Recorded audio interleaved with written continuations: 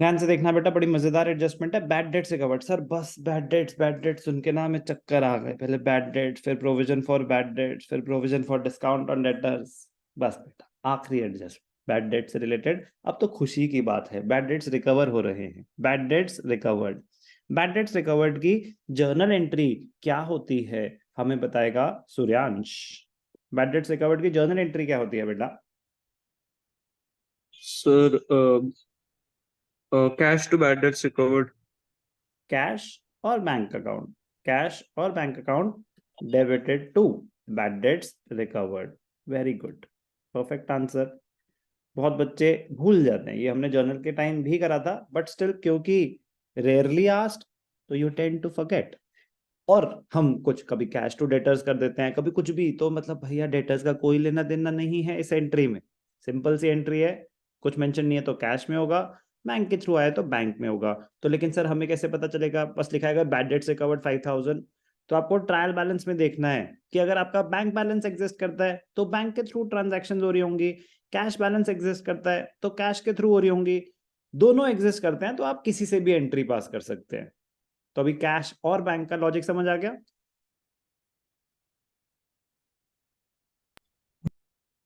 ठीक, I am assuming कि हाँ बोला।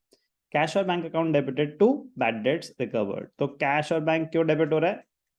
आपने एक अमाउंट राइट ऑफ कर दिया था अपनी बुक्स में, बैड डेट्स राइट ऑफ हो चुके थे, तो अब आपकी बुक्स में कोई डेटर्स डेटर्स एग्जिस्ट नहीं करते थे with respect to that amount.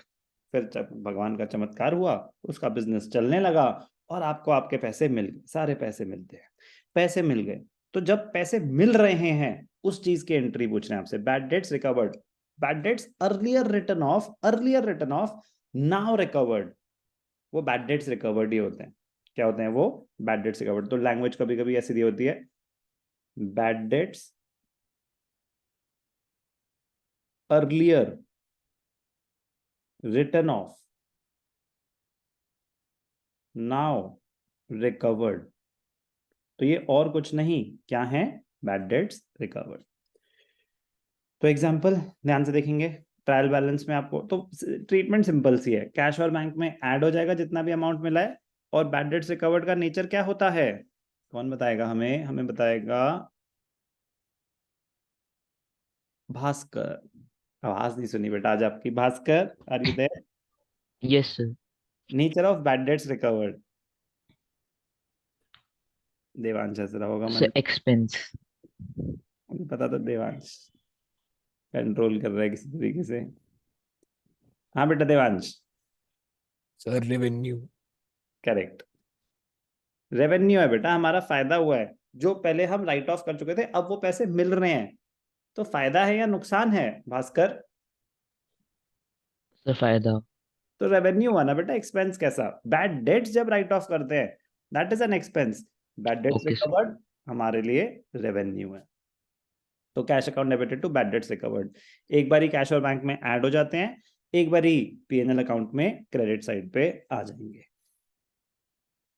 It is an indirect income credited to PNL account. चलो सर एक एग्जांपल कराओ। ट्रायल बैलेंस में आपको दे रखा है डेटर्स, बैंक बैलेंस दे रखा है, तो अगर बैंक बैलेंस दे रखा है तो हम एंट्री बैंक के थ्रू कर देंगे, कैश दे रखा होता तो कैश के थ्रू कर देते। एडजस्टमेंट्स में दे रखा है an amount of rupees, an amount of rupees, एक second, 7,500 earlier written off as a bad debt has now been recovered। 7,500 आप पहले राइट ऑफ कर चुके थे, अब वो रिकवर हो गया।